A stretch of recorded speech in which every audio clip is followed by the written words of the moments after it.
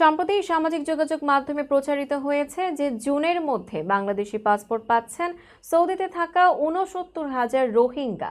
তবে তথ্য যাচাইকারী প্রতিষ্ঠান রিমার স্ক্যানারের অনুসন্ধানে জানা গেছে এটি বিভ্রান্তিকর তথ্য।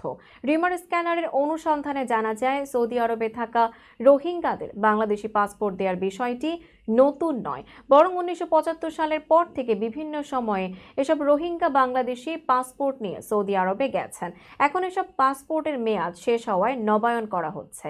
এই সিদ্ধান্ত নেওয়া হয়েছে বিগত আওয়ামী লীগ সরকারের সময়ই এবং বর্তমান অন্তর্বর্তীকালীন সরকার কেবল সেই সিদ্ধান্ত বাস্তবায়ন করছে।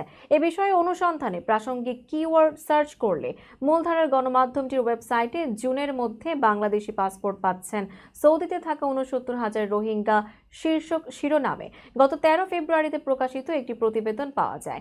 মূলধারার গণমাধ্যমের প্রতিবেদনে জানা যায় সৌদি আরবে থাকা ৬৯,০০০ রোহিঙ্গার মধ্যে ২৫,৬৫১ জনের একটি তালিকা সৌদি কর্তৃপক্ষ ইতোমধ্যে বাংলাদেশকে দিয়েছে।